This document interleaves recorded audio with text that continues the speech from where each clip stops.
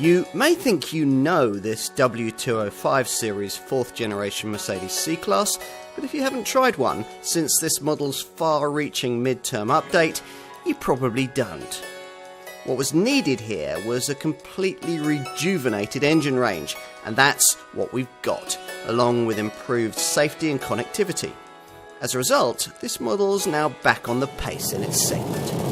The cutting-edge engine technology that was so notably missing from the original version of this W205 series 4th generation C-Class design is very much in evidence in this much improved car.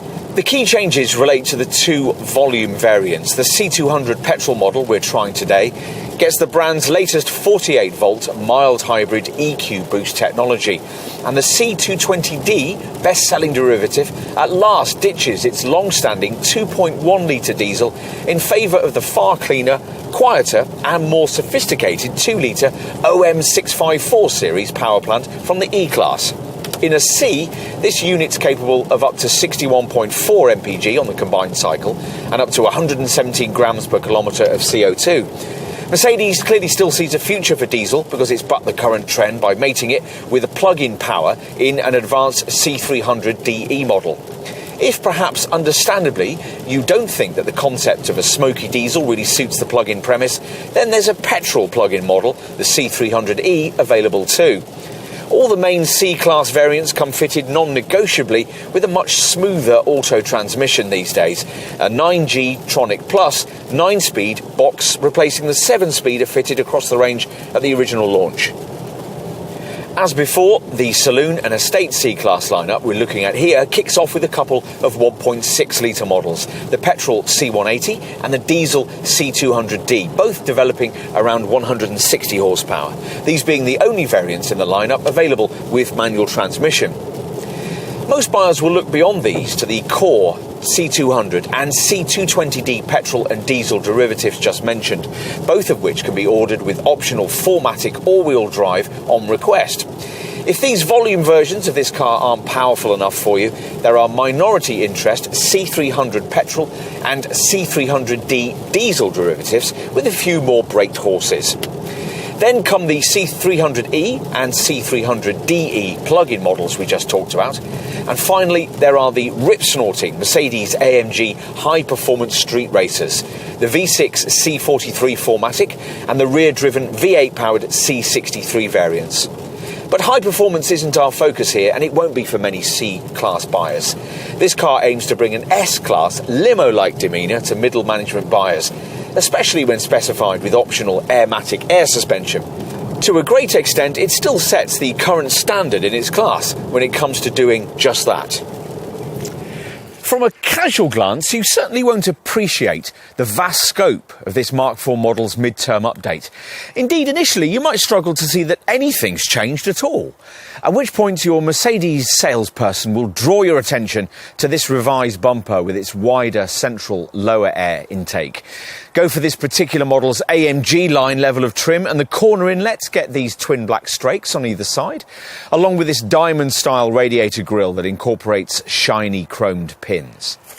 From a profile perspective, the shapely silhouette remains elegantly understated, and the painstaking attention to detail that's gone into things like the wafer-thin shut lines is impressive. As before, apart from this saloon, there's also an estate body shape available, which is exactly the same length as this four-door, but sits 50mm taller. Now, you'd expect the interior to really sell you on a premium model at this price point, and this one doesn't disappoint. The smart silvered vents, the classy compartmentalised centre console, the elegant analogue clock. It's really not that far from here to an S-Class.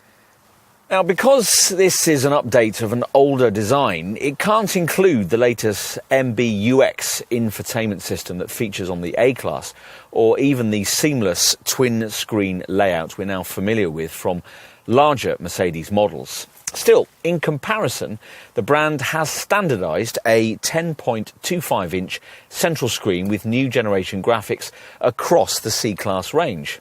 and added in the option of the kind of 12.3-inch digital instrument cluster you can have further up the Mercedes model lineup. Which means that when specified right, like this car can still feel just as sophisticated as the more modern designs it competes against. OK, let's try the rear seat. Once inside, as with most cars in the premium section of this class, it's comfortable for 2 adults but rather cramped for 3, mainly because of this rather over-prominent central transmission tunnel. As promised, leg space is decent. There's 686mm of it, enough for one 6-footer to just about sit behind another. Let's finish with a look at the boot. Now, in this saloon model, it's usually 455 litres in size, which is 25 litres less than you'd get in a rival Audi A4, but that figure falls to 435 litres in this C200, thanks to the mild hybrid EQ Boost hardware. The same figure, for very different reasons, applies to the V8-powered C63 flagship model. Choose a C Class estate and the boot capacity is normally 460 litres or 440 litres in a C200 variant. In summary, if before this model update you were already considering a C Class of some sort, there's even more reason to do so now. If you weren't, then you might want to take a second look.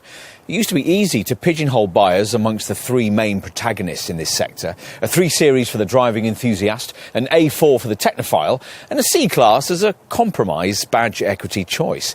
This Mercedes is now a great deal more than that. It blurs those boundaries and makes your choice in this segment just that little bit more pleasantly difficult.